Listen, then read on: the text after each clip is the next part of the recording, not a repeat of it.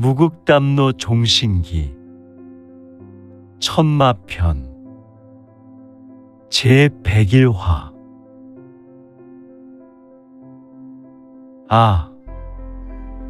항마묵룡단. 세 번째 이야기.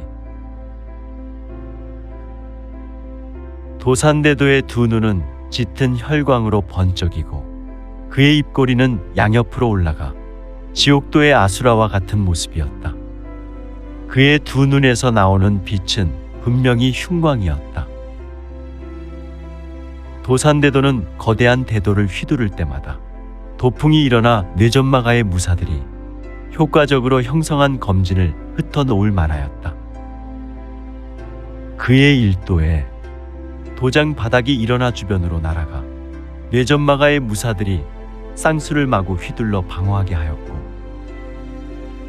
그의 이도에 강력한 도풍이 일어났고 이 도풍 속에 막대한 도기를 쏘아내어 여러 무사를 그 자리에 쓰러지며 고온으로 보내버렸으니 말이다. 놈들을 전부 쓸어버려라. 도산대도는 그를 따르는 부하들에게 우레와 같이 외치며 그가 가진 모든 무력을 쏟아부었다. 그는 일거망이 좌수를 잃어버린 장면을 목격 후 이성을 잃어버린 눈을 하며 광분하였고, 그의 도는 마치 태풍처럼 휘몰아쳐 그의 앞을 가로막던 뇌전마가의 고수들을 밀어냈다. 초광살도. 그 순간 이어는 그의 공격을 피하지 못하고 도산대도의 도끝이 그의 가슴을 뚫고 지나갔다. 이 총각이 못된 상황에서 도산대도의 이기어도라니. 도산대도 정유하는 진정 구주 21천 중 사극천을 제외하고 가장 극강한 고수란 말인가.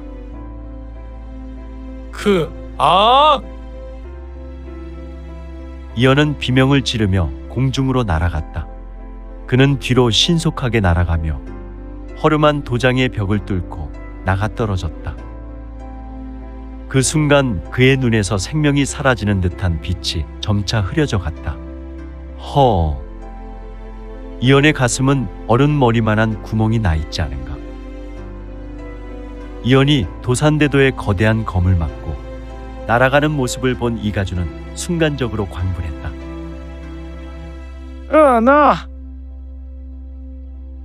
그의 목소리에는 절망과 분노가 뒤섞여 있었다. 그는 곧바로 신법을 밟아 전광석화의 움직임으로 일거망에게 달려들며 그의 뇌전 청화검을 들어 마치 번개가 내리꽂히는 듯한 속도로 일거망의 목을 향해 휘둘렀다. 이놈! 죽어라! 이가주의 외침과 함께 일거망의 수급이 검붉은 빛과 함께 허공으로 날아올랐다.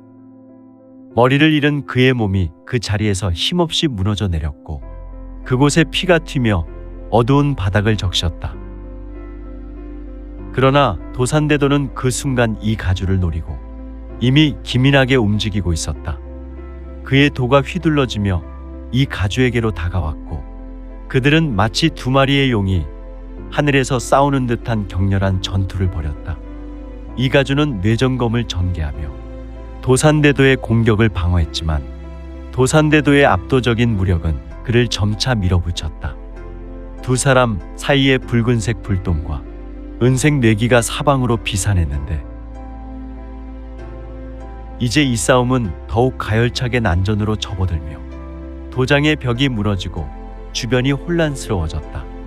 혈교의 무사들은 시간을 끌면 끌수록 막대한 피해로 인해 도산대도의 명령에 따라 후퇴하며 도주로를 확보하고 있었다.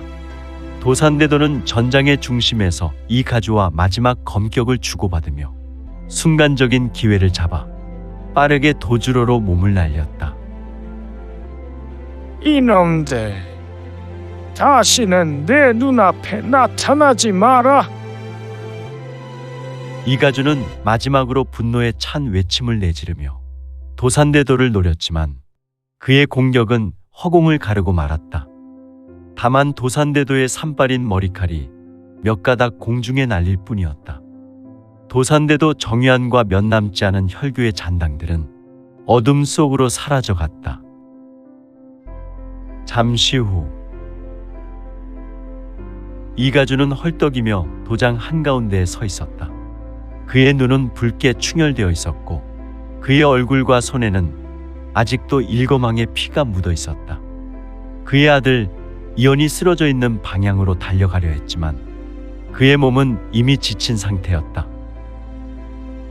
그는 결국 무너진 벽 너머로 쓰러진 아들을 발견하고는 눈물을 흘리며 무릎을 꿇었다. 이연아, 제발 일어나라. 하지만 이연의 눈은 이미 감겨 있었고 그의 가슴은 커다란 구멍이 나 있는 상태에서 더 이상 오르내리지 않았다. 이가주는 천천히 무릎으로 기어가 아들의 시신을 끌어안으며 하늘을 향해 울부짖었다. 그의 울부짖음은 폐허가 된 도장과 함께 밤하늘에 울려 퍼졌다. 강호의 냉혹한 현실이 그를 짓누르고 있었다. 그의 마음속 깊은 곳에서 커다란 슬픔과 분노가 격하게 요동쳤고 그 감정은 점점 더 깊어져 가고 있었다.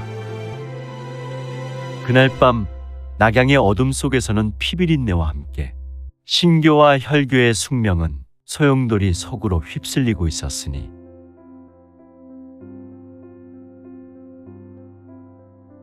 낙양 외곽의 신교 비밀 장원은 여전히 고요하고 그 안은 깊은 슬픔으로 물들어 있었다.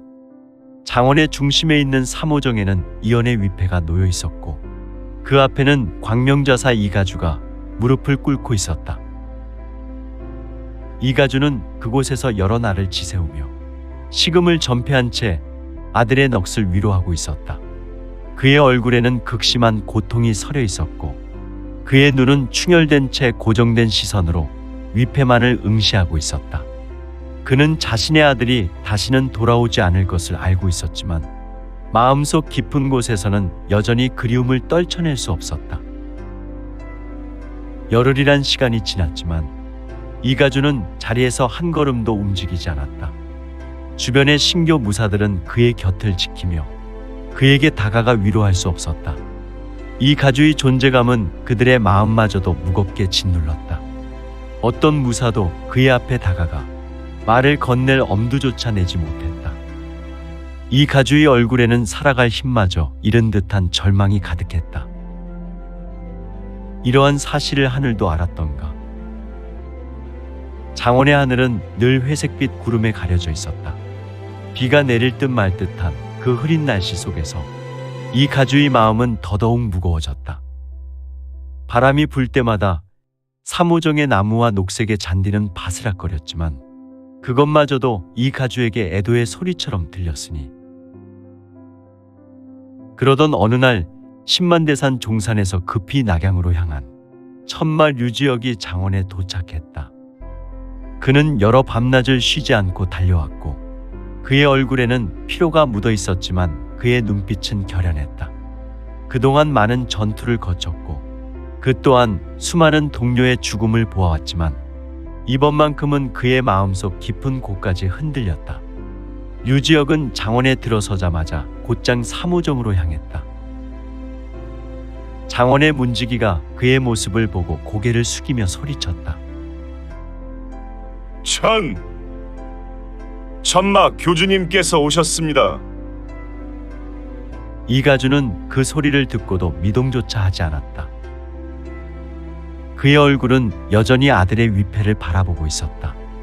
류지역은 그를 조용히 바라보았다. 류지역은 천천히 다가가 이가주의 옆에 앉았다. 이가주는 그의 옆에 누군가가 있다는 것을 느끼고도 여전히 아무 말이 없었다. 그의 마음속에서는 오직 아들을 잃은 슬픔과 분노만이 휘몰아쳤다. 류지역은 그런 이가주를 이해했다.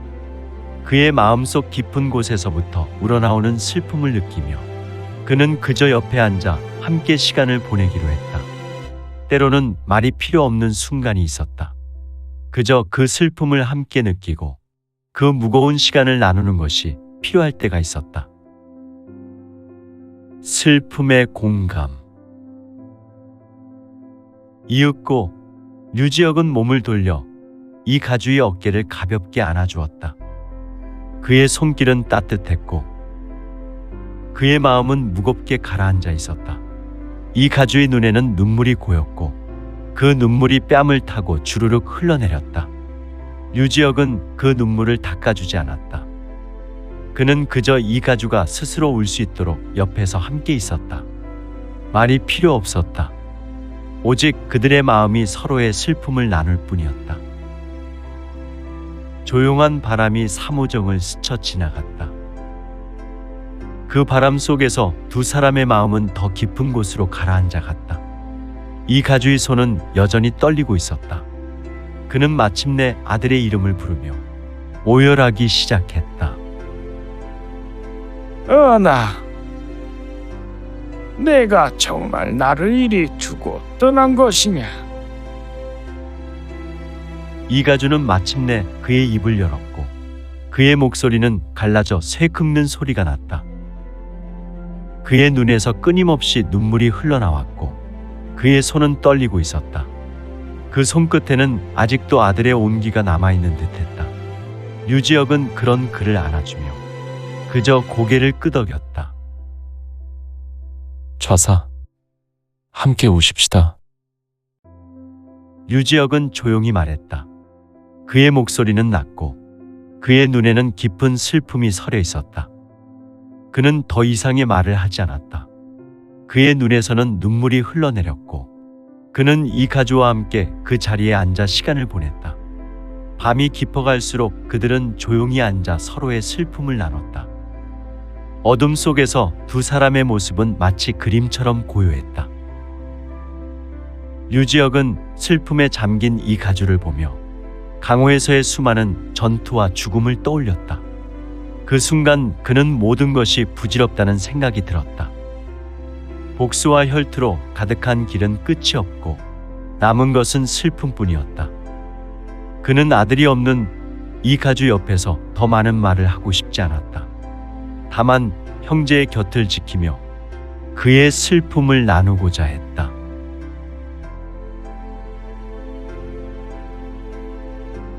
한편 혈교의 본거지에 위치한 지하의 깊은 밀실에서는 또 다른 분위기가 흐르고 있었다. 혈마 소강자는 내실 가운데 서서 어둠 속에서 강렬한 기운을 뿜어내고 있었다. 그의 얼굴은 분노로 일그러져 있었고 그의 두 눈은 붉게 타오르고 있었다. 그의 앞에는 도산대도 정유한이 무릎을 꿇고 있었다. 그의 얼굴에는 상처와 피가 묻어 있었고 그의 숨은 가쁘게 몰아쉬고 있었다. 방 안은 피비린내와 함께 짙은 음기와 살기로 가득 차 있었다. 소강자의 손끝에서는 끊임없이 피빛 기운이 뿜어져 나오며 정유한을 압박하고 있었다. 그 기운은 마치 산처럼 무겁고 바다처럼 깊었다. 정유한은 그 앞에서 꼼짝할 수 없었다. 정유한 봉공, 그대는 무슨 낯짝으로 나를 보러 왔소? 혈마 소강자는 분노에 찬 목소리로 외쳤다. 그의 목소리는 마치 천둥처럼 울려 퍼졌고 방 안에 있는 모든 것들이 흔들리는 듯했다. 정유한의 온몸은 그 기운에 압도당해 있었다. 출군. 죄송합니다. 일검왕, 내 친우의 죽음을 막지 못했습니다. 대도 정유한은 고개를 숙이며 깊은 죄책감에 빠져 있었다. 그는 자신의 잘못을 알았고 그 결과가 얼마나 참혹한지를 똑똑히 알고 있었다. 혈마 소강자는 그의 말을 듣고 더욱 격분했다. 그럴 줄 알았소? 내가 그대들을 믿고 신임했건만 이따위로 일을 망쳐놓다니. 강호를 제패하겠다고 했던 그대들의 입은 도대체 어디로 간 것이오? 혈마 소강자는 크게 소리치며 그의 손에서 핏빛 기운이 뿜어져 나와 방 안을 휘감았다. 그의 기운은 마치 무영의 검날처럼 날카로웠고 정유한의 주변을 감돌며 압박하고 있었다. 정유한은 그 기운에 눌려 움직일 수 없었다. 그의 얼굴에는 식은땀이 흐르고 있었다. 그는 구주 21천의 강자로 한서불침의 신체로 땀이란 것을 모르는 사람이었건만 그는 자신의 목숨이 위태롭다는 것을 깨달았다. 하지만 정유아는 자신의 목숨을 내걸고라도 마지막 기회를 얻고자 했다. 그의 목소리는 한층 더 낮아졌고 그의 손은 떨리고 있었다. 주군, 아직 기회가 남아 있습니다. 신교의 간자가 우리의 움직임을 알고 있었으니 우리는 그를 역으로 이용할 수 있습니다. 그들의 내막을 밝혀내어 반격할 준비를 해야 합니다. 정유한의 말에 소강전은 순간적으로 멈추었다. 그의 눈빛은 여전히 날카로웠지만 그 안에는 새로운 결의가 피어오르고 있었다. 그의 분노는 여전했지만 정유한의 말에는 일리가 있었다. 줬소. 마지막 기회를 주겠소. 하지만 다시 실패한다면 그대의 목숨은 내가 걷어갈 것이오. 이 점은 꼭 명심하시오. 정유한은 그 말에 천천히 일어나 허리를 깊숙이 숙였고 또한 고개를 깊숙이 숙이며 크게 고했다. 명심하겠습니다. 주군. 혈마는 야멸찬 눈으로 대도 정유한을 노려보았고 그는 눈은 더욱 아수라의 눈으로 물들어갔고 그 시각 신교의 장원에서는 천신만고 끝에 살아남은 간자 진현이 류지역과 대면하고 있었다. 그의 몸은 지친 기색이 역력했고 그가 겪은 고난이 그의 얼굴에 새겨져 있었다. 그의 옷은 여러 군데 찢겨 누더기 같았다. 그러나 그는 여전히 강인한 눈빛으로 천마 류지역을 바라보고 있었다. 진현은 많은 시간 동안 혈교의 감시를 피해 도망쳤고 그의 몸과 마음은 한계에 다다라 있었다. 그러나 그가 교주를 친히 만나기 위해 장원으로 돌아온 것은 신교의 명예를 지키기 위함이었다. 교주님, 죄송합니다. 제가 더 빨리 도망치지 못하여 이연 단주님의 죽음을 막을 수 없었습니다. 진현의 목소리는 격하게 비통했다. 그는 무릎을 꿇고 고개를 숙였다. 류지역은 그의 말을 들으며 조용히 고개를 끄덕였다. 그의 얼굴에는 여전히 깊은 슬픔이 있었지만 그의 눈에는 새로운 결의가 불타고 있었다. 그대는 할 수 있는 모든 것을 다했다. 그대의 헌신은 절대로 헛되지 않을 것이다. 이제 우리에게 중요한 것은 앞으로의 길이다. 도산대도와 소강자가 무슨 계획을 꾸미고 있는지 알아내는 것이다. 진현은 고개를 끄덕이며 눈물을 흘렸다. 그는 자신이 살아남아 다시 임무를 수행할 수 있다는 것에 감사하면서도 자신의 부족함에 깊은 자책감을 느끼고 있었다. 제가 다시 혈교의 깊은 곳으로 들어가겠습니다. 이번에는 그들의 모든 움직임을 파헤쳐 내겠습니다. 천마는 고개를 가로저으며 말했다. 아니구나. 진현, 너는 이미 신분이 노출되었기 때문에 다시 광명자 사전의 사자의 신분으로 돌아가면 될 것이다. 그들의 음모는 내가 친히 알아낼 것이니 말이다. 아니, 교주께서 어찌... 다 방법이 있구나. 우리 신교의 정보원에서는 그동안 열심히 노력하여 혈마가 한 고수를 청빙하고자 노력했는데 난 그 사람으로 분하여 혈교로 들어갈 것이다. 진현은 결연한 표정으로 자리에서 일어섰다. 그의 얼굴은 대경한 표정이었고 그의 눈은 부르르 떨며 교주인 천마 류지역을 바라봤다. 그리고 그는 할 말을 잃고 입술 또한 부르르 떨었다.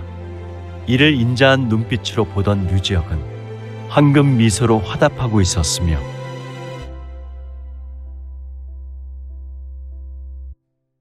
낙양 외곽의 한적한 길목에 자리한 오래된 객점은 겉으로 보기에는 평범한 주점처럼 보였다. 낡은 나무 기둥과 기와 지붕이 눈에 띄는 이곳은 강호의 수많은 무인이 오고 가는 작은 마을의 여느 객점과 다를 바 없어 보였다.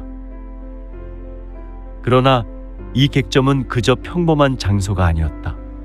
신교의 우사전이 운영하는 비밀시설로 외부인은 절대 알 수 없는 깊은 함정과 감시가 숨어 있었다.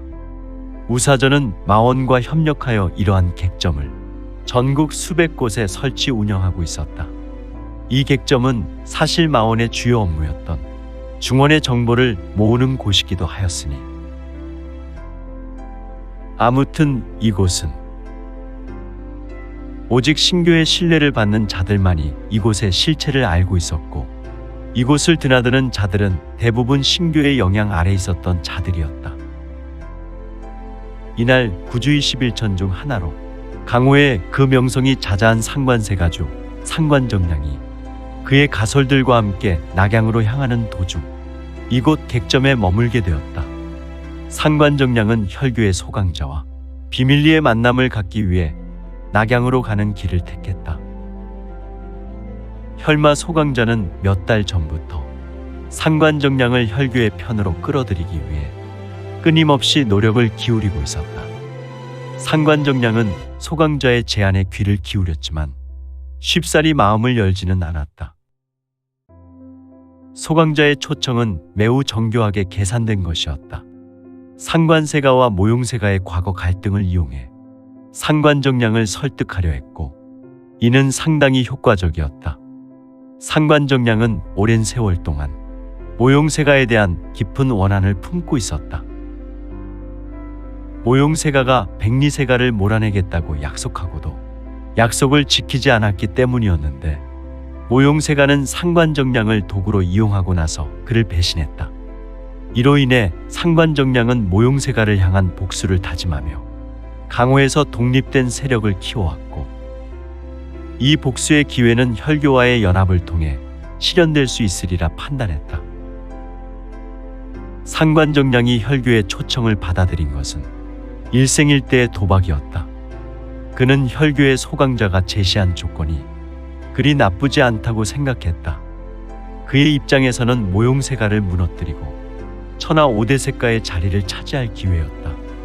이 협상은 그의 가문과 혈교의 운명을 모두 결정지을 중요한 순간이었다. 모용세가는 우리를 배신했다. 그들은 백리세 가의 가주만 제거하면 천하 5대세 가에서 백리세 가를 축출하고 우리 상관세가를 그 반열에 오를 수 있도록 해주겠다고 약속하였으나 모용가는 지들 욕심만 채우고 우리를 이용만 하였지. 하지만 혈교는 그렇지 않을 것이다. 만약 이번 기회를 제대로 잡는다면 상관세가는 다시 강호의 중심에 서서 천하를 오시할 수 있을 것이다. 흐흐흐흐. 상관정량은 소강자의 말에 점점 설득당하며 마음을 굳혔다. 그는 선발된 가솔들과 함께 길을 나서며 소강자와의 만남을 준비했다. 낙양으로 가는 길목에 위치한 객점. 이 객점은 북쪽에서 낙양으로 들어오는 마지막 관문과도 같은 객점이었으니 그는 객점에 도착한 그들은 피로를 풀기 위해 잠시 쉬어가기로 했다. 객점은 오랜 역사를 자랑하는 곳이었지만 내부는 여전히 깔끔하고 정돈되어 있었다. 그들은 이곳이 신교에서 운영하는 객점으로 은밀한 함정이라는 사실을 전혀 알지 못했다. 객점에 도착하자 상관정량은 자신의 가솔들과 함께 처소를 배정받아 차지했다. 객점 주인은 그들을 반갑게 맞이하며 상관정량에게 특별히 준비한 처소를 내주었다. 주인의 얼굴에는 환영의 미소가 귀에 걸려 있었지만 그 속에는 예리한 기색이 숨어 있었다. 그는 상관정량을 내실로 안내하며 말했다. 먼 길을 오시느라 고생이 많으셨습니다. 이곳에서 편안히 쉬시길 바랍니다. 곧 따뜻한 차와 식사를 준비해 올리겠습니다.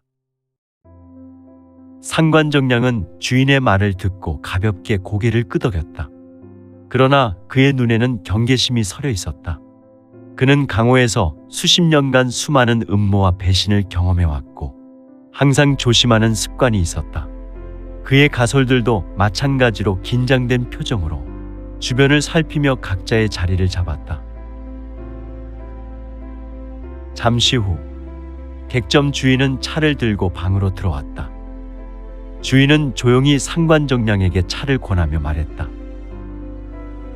이 차는 저희 객점의 특제 약차입니다. 오랜 여행에서 지친 기력을 회복하시기에 좋을 것입니다. 우리가 오랜 여행을 하였다는 것을 주인은 어떻게 아시오? 대인, 저는 장사를 하루 이틀 한 것이 아닙니다. 오랜 장사 경험 덕에 손님들의 옷차림을 보며 여행객들이 대충 오랜 여행을 하였는지 아닌지를 구분할 수 있습니다. 지금 대인의 옷차림과 일행의 옷차림은 먼지와 묵은 때가 있습니다. 대략 한 달 가까이 여행한 듯 보이는군요. 허허, 명불허전이군. 상관정량은 잠시 차를 들여다보며 생각에 잠겼다. 그는 객점 주인의 의도를 파악하기 위해 순간적으로 눈을 떼지 않고 그를 곁눈질하며 주시했다. 그러나 주인은 아무렇지 않게 미소를 지으며 상관정량을 응시했다. 상관정량은 찻잔을 들고 차를 입에 대며 천천히 마셨다. 그 순간 객점의 기류가 미묘하게 바뀌었다. 상관정량은 순간적으로 무언가 이상한 낌새를 느꼈다. 그의 가솔들 또한 기감할 수 있는 예민한 무인들이었기 때문에 그들은 곧 상황의 변화를 감지하고 무의식적으로 손을 무기에 가져갔다. 그러나 이미 늦었다. 객점의 모든 출입문은 봉쇄되었고 창문마저 굳게 잠겨 있었으니 여기 뭔가 수상하다. 상관정량이 가솔들에게 낮은 목소리로 경고했다. 그들의 얼굴에는 긴장감이 감돌았고 방 안은 점차 긴장된 분위기로 변해갔다. 밖에서는 신교 광명우 사전에서 파병된 구마마가의 무사들이 이미 포진해 있었다. 그들은 이 순간을 기다려왔다. 상관정량과 그의 가솔들이 긴장을 늦추고 방심한 틈을 타서 빠르게 움직였다. 구마마가의 무사들은 객점 안팎에서 갑자기 나타나 상관정량의 가솔들을 에워싸기 시작했다. 제길, 모두 경계를 강화해라. 함정이다. 상관정량은 즉시 칼을 뽑아들며 외쳤다.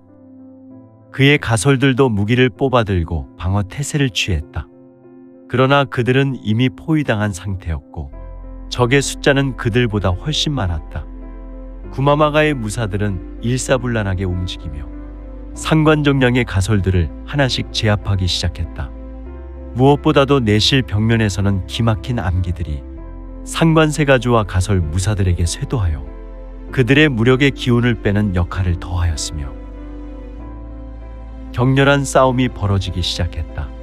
상관정량의 가솔들은 노련한 무인들이었지만 구마마가의 무사들은 준비된 매복이었고 신교의 강도 높은 훈련을 받은 강자들이었다.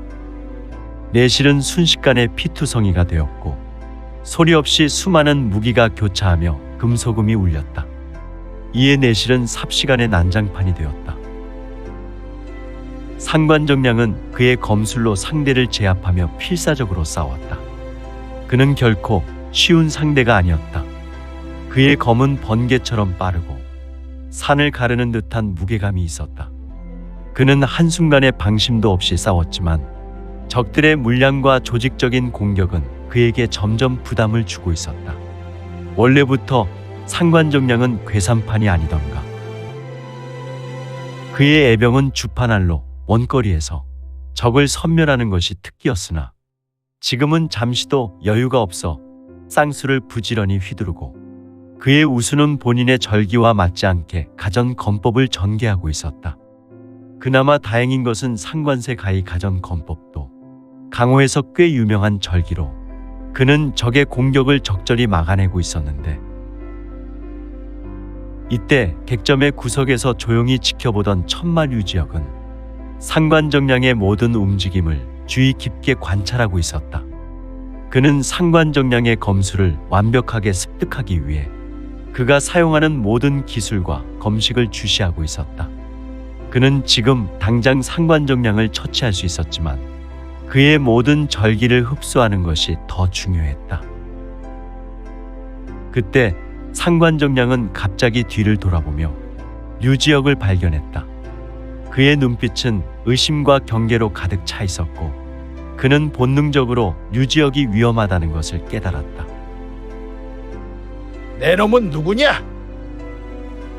상관정량이 외치며 류지혁에게로 돌진했다. 그러나 그의 움직임은 이미 류지혁에게 읽혀 있었다. 류지혁은 가볍게 그의 공격을 피하며 상관정량의 등 뒤로 돌아섰다. 그의 손은 날카로운 한기의 검기를 내뿜으며 상관정량의 목을 노렸다. 상관정량은 순간적으로 뒤돌아 방어했지만 그의 검은 류지혁의 검기를 맞아 튕겨나갔다. 내 검술 이제 충분히 보았다. 헉! 후후후후. 다른 절기가 있다면 속히 뽐내거라. 그래야 오늘 내가 삼도천을 건너며 내 놈은 죽음 앞에 후회는 하지 않을 것이니 말이다. 무엇이라? 류지혁이 조용히 말했고 판멸아 상관정량은 의문의 얼굴로 류지혁을 노려보고 있었는데 주변 무사들은 두 사람의 대화를 무시하고 목숨을 내놓고 격렬한 싸움을 전개하고 있어서 그런지 금소금과 사람의 비명으로 제법 규모가 큰 이곳 내실은 용담호열이 되어가고 있었으며